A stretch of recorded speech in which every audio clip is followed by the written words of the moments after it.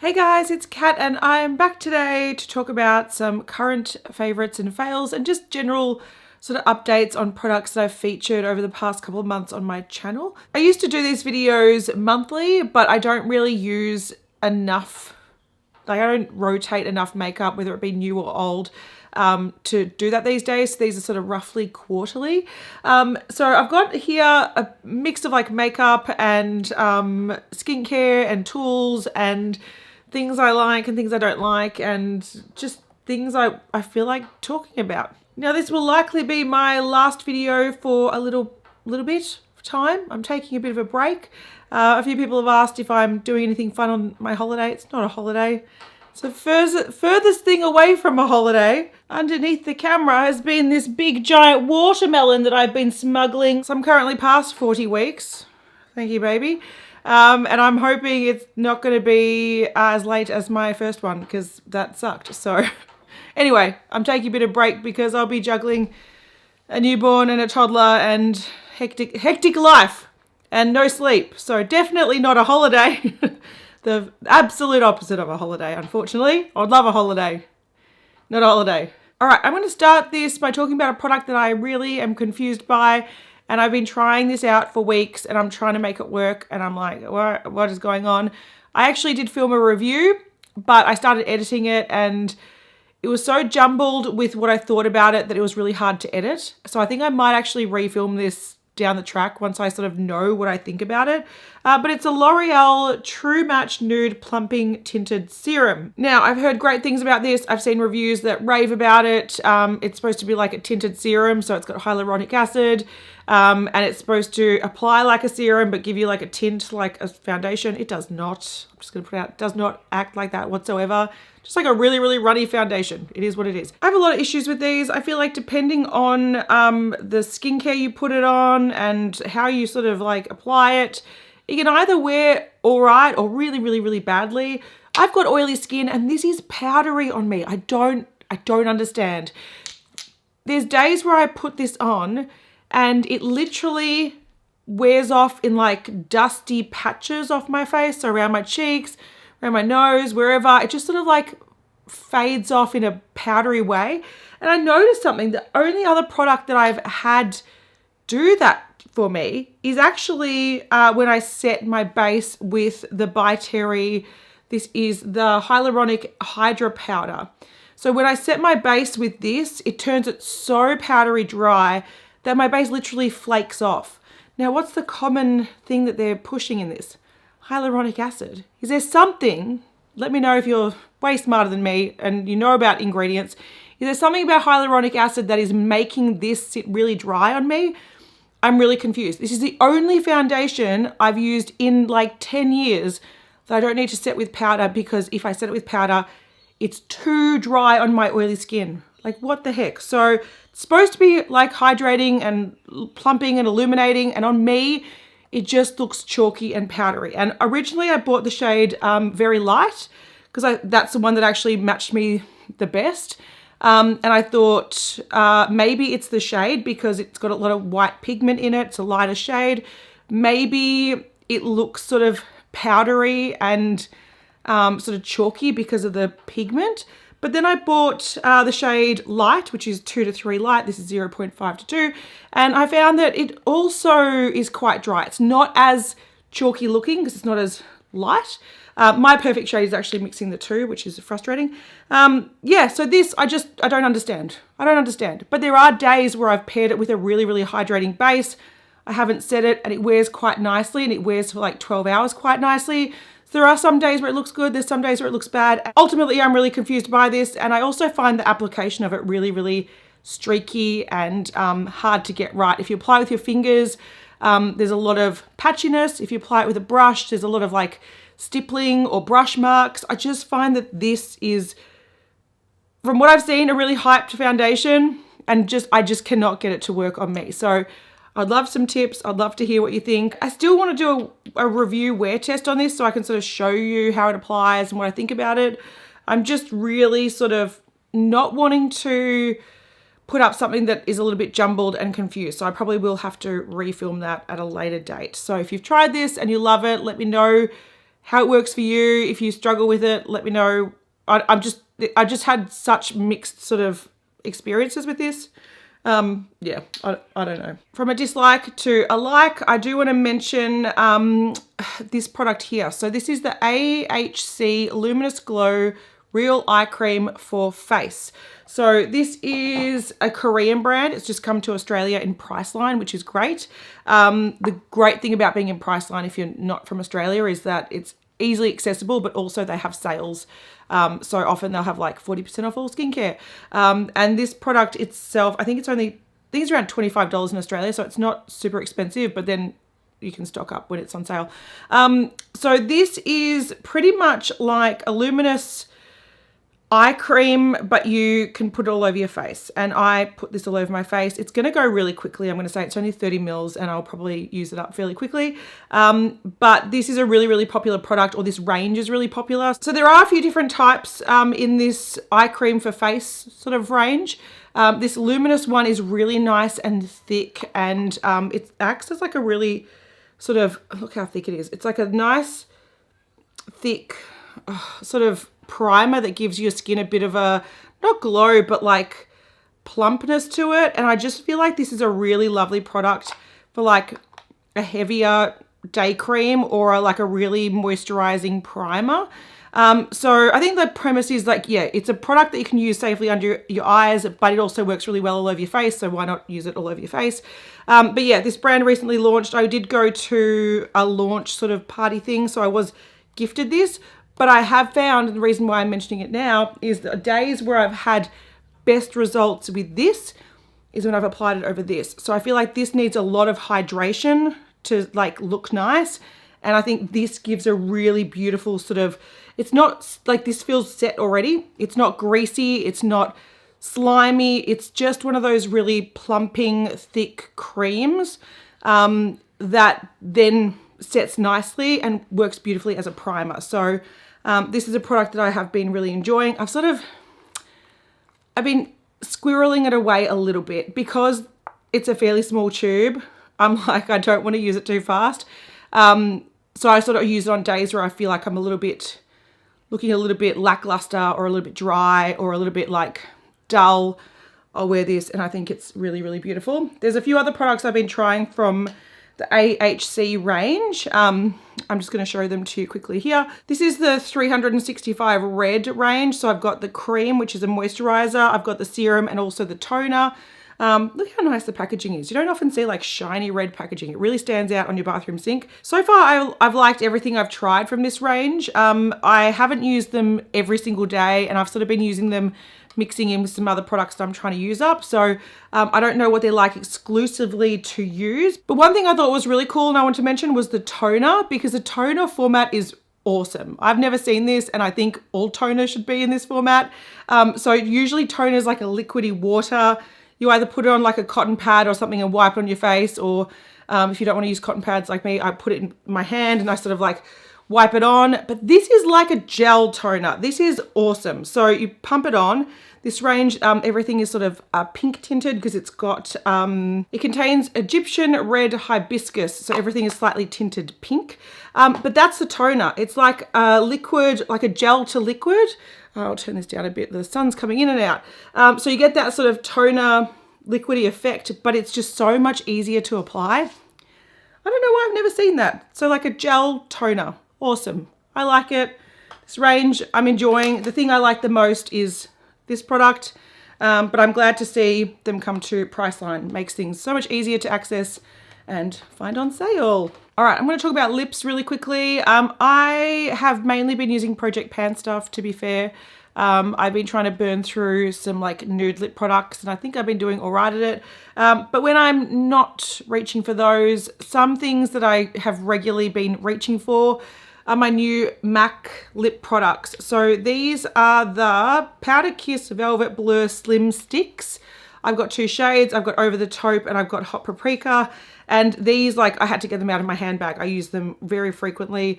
Hot Paprika is this beautiful sort of like vibrant orangey red. It's a little bit like, it's got like pastel sort of tones to it, like a little bit of a white tone to it. So it really stands out vibrant on the lips. And then Over the Taupe is a beautiful sort of darker nude. It's got mauvey tones to it, brownie tones to it. I think it's really beautiful. The red one wears a lot better. I did do a wear test review. If you wanted to watch them, I'll list everything I talk about in the description box and any reviews underneath it. But these are just really beautiful. So if I want something a little bit more muted, I go for the over the taupe. If I want something a bit more vibrant, I go for hot paprika, and they just have been living in my handbag. What I'm wearing today is actually the Glow Play lip color that I got as a like gift with purchase when I ordered those from MAC, and I didn't think I was going to like this as much as I do, because it's this sort of like dark brick color, brownie sort of brick color, but I'm wearing it today. It's beautiful, and because it's quite sheer, it actually is like such a beautiful nude. You can sort of sheer it down a little bit more, you can build it up a little bit more, but it's this beautiful sort of brownie, I don't know, I love it. I think it's such a flattering shade. It's called That Tickles.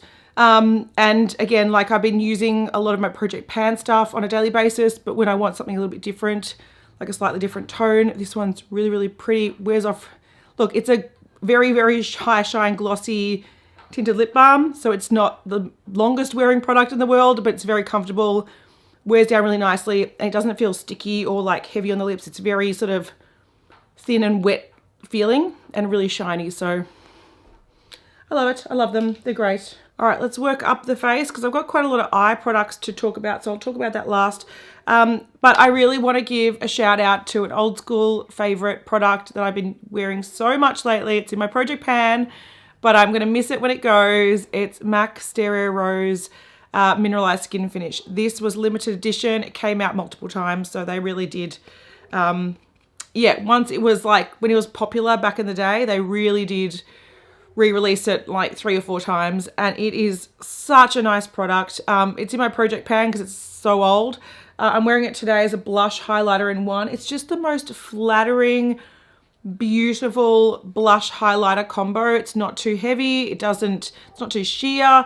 It just gives the most beautiful glow to the face. And even when I've like over powdered or I'm wearing powder foundation, this just brings back such a nice glow to the face. It looks natural. It's got a slight pinky sort of peach tone to it, but nothing too bold, nothing too boring. It's just nothing too glittery. It's just so beautiful. So yeah, it's a pinky peach color, and it's got like a bronze veining through it. I might zoom in. There you go. It's gorgeous. I love it. It's the nicest product ever. I've literally had this for years, and I think I mainly only wore it as a highlighter, and as a highlighter on its own, I think it can look a little bit out of place, and like if you just put a strip, it looks a bit funny. But if you do sort of drape it over your face as like a glowy blush powder product, it is so stunning. So yeah, if you've got Stereo Rose in your collection and it's gathering dust and it's been there for ages, pull it out, give it some love, because it is lovely. It's lovely. I love it. I'm still going to pan it, even though I will miss it when it goes. It's just getting so old that I really need to get onto it. But every time I use it, I feel like my makeup day is a lot better. So that's what makeup should be. Thank you, Stereo Rose. You're great. All right, onto eyes. I want to talk about these guys because this is a bit of an update from when I did a Charlotte Tilbury mystery box unboxing, and also I went through some of the products that I ordered. So I ordered an Eyes to Mesmerise in Oyster Pearl. I really like this. It's a beautiful sort of like cooler tone bronze color. I think it's like one of the coolest toned shades in the range. But these are cream eyeshadow. I've had a few people ask me if they crease and what they're like on oily eyelids. I have oily skin, but my eyelids are fairly normal, so they don't crease badly. I do generally have to wear a primer with powder eyeshadows, or I get some sort of wearing off or creasing. I don't wear primer with this because I feel like these products should be a one and done product. I do get like a very fine crease throughout the day, but it's not noticeable enough for me to do anything about it. So does it crease? Yes, slightly, but again, not enough for me to want to powder it down or put a primer underneath. I feel like it looks fine. So I really like this. The color's beautiful. It applies really nicely. I did actually apply this in that foundation wear test that I'm probably not going to put up. I'm going to refilm. So as I'm talking, I'll show you me applying this. It's beautiful as a one and done eyeshadow. And that's what I've been reaching for a lot lately, because I I just can't be bothered faffing around with primer and eyeshadow and blending and this and blah, blah, blah, blah. On a daily basis, I sort of want a one and done thing that just makes you look put together.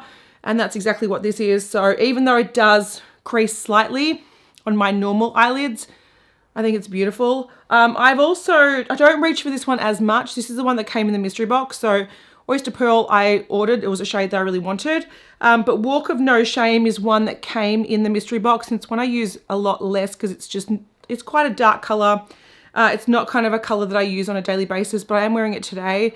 I think it's beautiful. So I do use it occasionally, but it's more of a bold sort of makeup look rather than a more pared down one. And I essentially use this with a fluffy brush and I just blend it out, because if I apply it too boldly, it's just too red on my eyes. So today I've put it on, I've just blended it out, and no primer. It's beautiful. So yeah, it's a really, really lovely shade. I have also tried to use it as a blush. I think it's just nicer as an eyeshadow. But yeah, so that is one that I didn't think I was going to use as frequently as I do, but I still really enjoy it. And if I want some warmer eyeshadow or warmer makeup, that one's really lovely. This one seems to be a little bit more of a satin finish rather than a metallic like Oyster Pearl is. And also because I do blend it out quite a lot, it does look more satin on the eyelids, but the color's beautiful. So I love both of those. I think I would definitely buy more in the future. I think I've just got to work through some cream eyeshadows I currently have before I buy any more shades. But I get the hype of them. They're not crease proof, but they are really lovely. Another thing from that mystery box that I really enjoy, and I'm kind of bummed they're not bringing one out this year, or they haven't announced one anyway, is the holiday palette from last year from Charlotte Tilbury. So this is the Instant Eye Palette Smoky Eyes Are Forever. And I got this in the mystery box and I really, really enjoy it. I think it's beautiful. It's got some really, really, really shimmery shades, like twinkly, sparkly, New Year's Eve party eyeshadow shades. And then you have some just basic mattes to like complement it. I didn't think I was going to like this as much as I do, but I'm loving sparkly, sparkly nudes. When I am wanting to reach for powder eyeshadows, often what I like to do is put, and you'll see this because this is a consistent theme that's coming up. I like to put a matte in the crease and then like sort of just put on like a nude sparkle just to like add some, I don't know, interest, some twinkles, some brightness to my eyes without much hassle. And like this pink is gorgeous. This sort of silvery color is beautiful. This sort of bronzy gold sparkle, really, really beautiful. So I've actually used this a lot more than I was expecting to. And if I like the color story of holiday palettes coming up from Charlotte Tilbury, I would totally buy it because this formula is really lovely. And it's very, very different to their quad. So when I did place that order, I also got a quad. This is the Exaggerize Bigger Brighter Eyes filter. Now I actually haven't used this too much because I've been using cream eyeshadows mainly. But this is a lot more subtle and a lot more natural looking on the eyes. So this is sort of your no makeup kind of look. Whereas this is like party, full on sparkle glam. And I feel like they both have a place in my life. I like them both, but I sort of wasn't expecting this level of sparkle and twinkle and beautifulness from Charlotte Tilbury because I have experienced their quads and they are a lot more subtle. So yeah, if you like some Bam color, the holiday palettes are great. I'm just bummed that they haven't announced one this year because I would possibly pick it up. Some other palettes that I've been trying recently that I've got thoughts on, good and bad. I do want to mention that I've still been using my Glaminatrix Cosmetics Nearly Natural palette. So same sort of principle as the Charlotte Tilbury one. It's got beautiful, beautiful sort of nude, really twinkly, sparkly shades and then beautiful mattes to accompany it. Just a different color story, but definitely a similar effect to the Charlotte Tilbury holiday one. So when I'm going out and about and I want to look special, this is one that I do reach for. So it's in rotation, but I did also mention this in my last favorites sort of recap video. So it's been out for a while. I've been enjoying it. I've seen a lot of people online enjoying it, a lot of good reviews, a lot of beautiful photos on Instagram. So yeah, it's a palette that is highly loved by me and a lot of other people. I want to talk about these palettes. These are palettes I've done reviews of. Firstly, Kaleidos. So they released two mini eyeshadow palettes, or quads, as you may call them. I'm actually wearing this today, believe it or not. I'm wearing it as my liner. And I love it as a like accent palette. So this is the Glowing Iris Quad. A lot of the times I neglect the shimmer and I just add the mattes into a look, whether it be the outer corner, lower lash line, as a liner like I've done today. I just think it's such a beautiful accent color, this sort of indigo blurple color I am crazy for. So even though this is not something I'm going to wear on a daily basis, I'm not going to wear it all over my eyes on a daily basis, it does pair beautifully with like soft pinks and champagnes and bronzes and stuff like that. So I might zoom in and show you what I've done today, because I don't know if you can see it properly from where I'm sitting, but it is one that, yeah, has been sitting on my desk and I pull it out whenever I want sort of purpley blurple liner. It's beautiful. All right, so hopefully you can see that a bit better. So I'm wearing the Walk of No Shame sort of burnt orangey cream eyeshadow, and then I've got a couple of the mattes sort of used as a wing liner, and then I also got one of the Kaleidos multi-chrome eyeliners, the pencils, and I sort of put that over the top a little bit for a bit of shimmer. And I've also run that on my waterline as well. So beautiful tones of purple that I love, and I do love to incorporate just into daily looks with browns and golds and all those other colors. So I think it works really, really well. So those are things that I have been reaching for fairly often. And the colors that I put down with an angle brush, I started with the dark purple here, and then I just sort of brightened it a little bit with that one as well. And then went in with the pencil Night of Creation, which is my favorite of the 6 they released. I do want to mention though that I feel like I would like these to be a bit creamier, because to put them on the waterline, there's a little bit of like to and fro. Like you can build it up and get there, and it does last nicely on the waterline. But I just feel like if it was a little bit creamier, these would be like outstanding. But as it is, it's a little bit firm. So I love the color. I love the effect. Like this Night of Creation, oh my God, it's the most beautiful purple liner. It is technically a multi-chrome, but because it's, like I can see on my angle here, it's looking like a reddy gold color. But if you just use it as a standard liner and you don't like put a lot on your eye or a really thick line, you're really only going to see it as being a beautiful sort of metallic purple. And then the other shade that I use probably the most out of the 6 eyeliners that they've released is the shade Limelight. This is a beautiful sort of green that has a blue shift to it. So it's a vibrant green, and I don't know if you'll be able to see the shift. Maybe I'll get a mirror. Can you see how it shifts blue and how the purple shifts like red? Gorgeous. So that's from front on, and then in the mirror you can see how it sort of changes color. They're beautiful. They're so gorgeous. So I sort of use them as like a accent, whether it be, yeah, top lash line, on my bottom lash line, on my waterline. I think they're my favorite two, or my most reached for two out of the 6 they've released. I did do a review talking about the 2 quads, because there's 2 quads released, and the 6 liners, but those are the ones that I have out still. I've sort of put the other ones away in my collection, and those ones are the ones that I keep coming back to. I can just see this vibrant blue, and it's just, oh, it's so gorgeous. And then it's like grass green. I'm like, what are you doing? You're magic. Beautiful. But yeah, if they were a bit softer and easier to like apply a thicker amount, I think they would be like perfection. But as it is, there's a little bit of building up you got to do to get the color looking vibrant, but they're great. I love them. All right, 2 palettes that sort of disappointed me a little bit. I'm going to start with Natasha Denona. This is the Glam face palette. I really like the format of this. I love the travel element.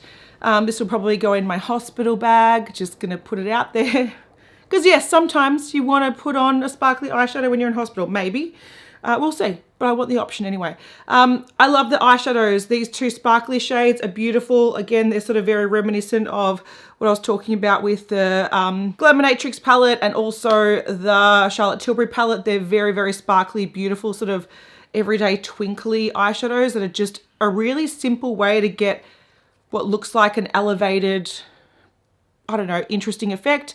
And then also the mattes complement them really well. It makes a really sort of one note color story, but that one note is beautiful. You get a beautiful effect. The issue I had was mainly the dry blush. Feedback I had from that review that I did was that a lot of people are struggling with the blush in the light palette. Apparently the deeper palette has a better performing blush. So if you've tried that, there's a few people going, I've got the deeper palette and the blush is beautiful. Apparently the light one dries out a lot quicker. Some people have said that it's dried out completely, they can't use it. Other people have said that it's just, you know, it's mainly an issue with this palette, which is unfortunate. So yeah, my problem with this palette, not so much the effect that it gives, it's just the struggle that the cream blush is to apply. And I feel like for the price, I just want to reach for this for the eyeshadows. So yeah, a bit disappointing, but still usable, still something I'm going to reach for. And yeah, it is what it is. I can tell you that since doing the review of the Too Faced Sunset Strip Born This Way palette, I have not used it once. That's how much I dislike this palette. It is the second version of the Born This Way palette that I loved from Too Faced. This one is very redundant to the last one, and it's got a new formula that's really horrible. I did a multi-look review talking about it. The one redeeming factor I think in this is the shade Surfboard. It's this beautiful purple with this like champagne iridescence to it. I swear to God, I'm going to try to pan this palette just so I can use up that shade and not waste it. It is the most beautiful like soft purple with like a beautiful sheen effect to it. So yeah, I'm keeping the palette literally for that one shade. But otherwise, this is a palette that I found quite disappointing, and if you've got the first one, you definitely don't need the second one. Yeah. Check out my review if you want to see more, but that Surfboard shade, it's going to be panned eventually because it's a gorgeous shade. You're beautiful. The last two things I want to talk about are fails. One is Sigma brushes, mainly flat top kabukis, which I don't know if I've got any more of them. This is not a flat top. It's a 3D HD Max Kabuki. That's what that is. But I've washed brushes twice in the last month. I'm so proud of myself. I'm trying to get them done fairly regularly. But in the last month, I think I've had 3, maybe 4 Sigma Kabuki brushes break on me. So I've had a couple that have started to shed when I've washed them. And then I've had a few that have just, all the brush bristles have just popped out completely with like the glue base. Completely. I don't wash my brushes in hot water. I don't get water down the bottom of the ferrule. I'm very good with washing my brushes, and for some reason, it's almost like I have a bunch of Sigma Kabuki brushes that must be from like a similar batch or something, I'm not sure, and then they've just all shat their pants at the same time, and it's really frustrating because I love using Sigma Kabuki brushes. I think they're so good at buffing in foundation, but I have very little faith in buying more of them, knowing that in the last month there's been at least 3, maybe 4 that have just completely shut their pants when I've been washing them. So I still love Sigma. I think their brushes are really nice, and generally I've had no issues with them. They feel nice, the shapes are nice, the eyeshadow brushes are nice, but for some reason I've just had really bad luck lately with the flat top kabukis, and it's very disappointing, and it's sort of making me not want to get any more. So yeah, that's on my shit list. Also, I bought this a few months ago, and I just think I just want to vent about it. So I bought a new shower cap, right? Look at this fancy thing. I bought this from Law Perfumery. I love that shop. That shop is beautiful. They've got such nice perfumes. The people are really knowledgeable. Shout out to them. They're great. But I picked up this shower cap. This is by the brand Louvel, I think it is, and they're fancy as hell. Now they're cute. Yeah, they're cute. That's how they look. So they've got a little bunched up thing there. And this was not cheap. I think in Australia it's like $45 or something. Like, it was expensive. I like shower caps because I wash my hair twice a week, and it just makes my life easier to wear a shower cap. And previously I've just bought really cheap ones, like $3 or $4 ones. They last like 6 months or 12 months until they start to stretch and you have to like throw them out. So I thought, look, I'll spend 10 times the amount that I normally do and get one that hopefully lasts me forever. But this is so hard to get on. I'm going to demonstrate it. Like, I don't actually have heaps of hair. My hair is fairly short. It's very wavy, so it looks like there's a lot of volume, but realistically it's kind of, I actually don't have, I've got quite fine hair.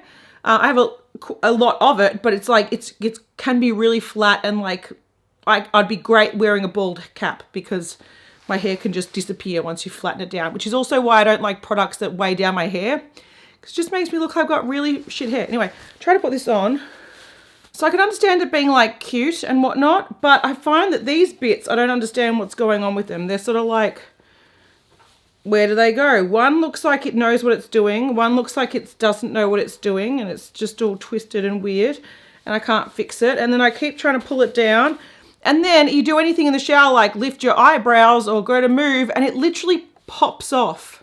Just goes boop, because it's too freaking tight. Usually shower caps have that sort of elastic so you can actually put a lot in there and it still sort of keeps your hair dry. This one doesn't have that at all. So you have to sort of like force it on and then all it wants to do is pop off. And again, I don't have heaps of hair. If you had a lot of hair, you'd be in trouble. If you had a really big head, you'd be in trouble. And even though this looks cool, like it's one of those things where you're like, I can imagine sitting in a fancy bath and having a champagne and having this on and looking all luxe. It is not practical and it is not functional. And I've worn this, look at this, what is this? I've worn this in the shower maybe like 5 times and it's just so frustrating. It's more effort. It takes me longer to put it on my head than it takes me in the shower. So I don't even wear it. So this Louvel brand, like if you wanted to check it out, I personally would not recommend it unless you wanted to wear this as like a fashion accessory, because as a shower cap, it's cute, but fuck, it's annoying. All right, so those are my favorites and fails and sort of recap of some products that I might have talked about on this channel or products that I haven't done a dedicated review on, but I wanted to mention, like this thing, I really like it, so I wanted to give a shout out. That's what this video is all about. If you missed any of the names, you want to know what they were, I'll have them in the description box down below, and I'll be back sometime when I can to film more videos. So I'll see you then. Bye.